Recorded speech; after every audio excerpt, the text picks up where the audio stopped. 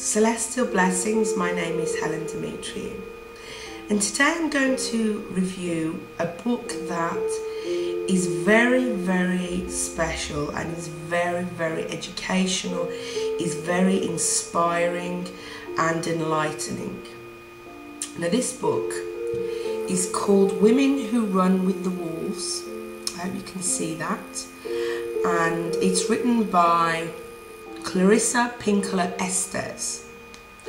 Now this book is about the way women through time have been repressed and oppressed to being a certain way, so that when women grow up they believe, well, good girls don't do those things. I can't do that because what would people say about my reputation? Through time, women have repressed themselves, not just society, because we are free here. Even if you live in a country where you're not free, you are always free here. But in time, we've allowed the thoughts and oppression of society to seep into our brains, into our womanhood. Now this book talks about going back to the true wild woman that you are, going back to your true wild nature. In the book, Clarissa Pinkola Estes, she gives examples of mythological stories or folklore in order to explain how women have ignored their wild self and how they need to go back to their wild self in order to find true happiness and true harmony within.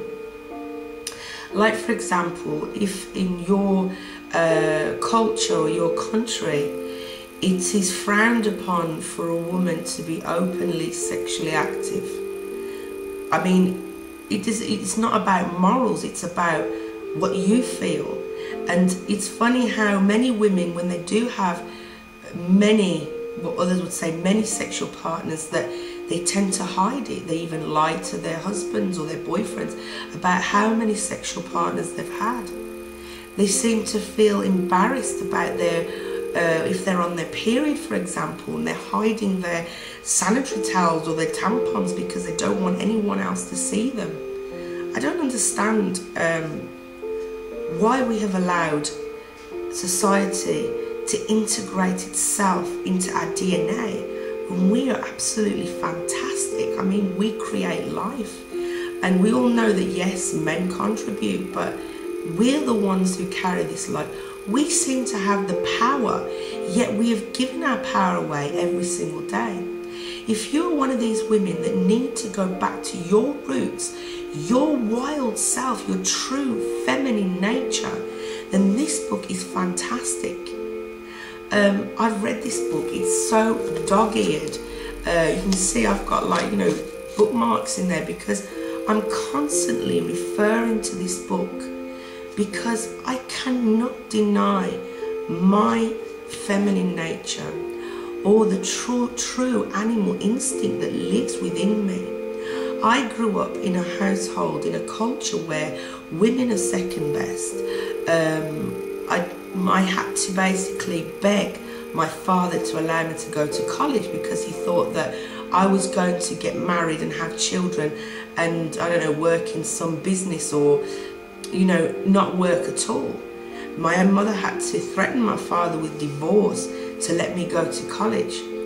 So I have dealt with oppression and suppression of being a female most of my life, and this is why, as an adult, of a woman, I try to teach other women too to go back to their true world nature, because when we're denying and repressing that part of ourselves that is part of being a woman, then we cannot find harmony.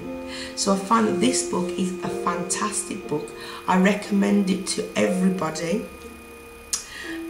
It talks about myths and stories of the wild woman archetype. Each of us can find a particle of ourselves in each of these fantastic stories. It talks about forgiveness, how to forgive, the first steps of forgiveness, about our oppression. And even though we may live in countries like America, England, Australia, we are still oppressed. We are still like second-class citizens. But if we all join our consciousnesses in order to reach back to our wild self, then we can change the vibration of the thoughts of others. And this is a fantastic book to do that. It's like my manual to being a woman, a true and wild woman, and not being ashamed of my stretch marks or my varicose veins or my period. So have a great day. Thank you. Blessings and goodbye.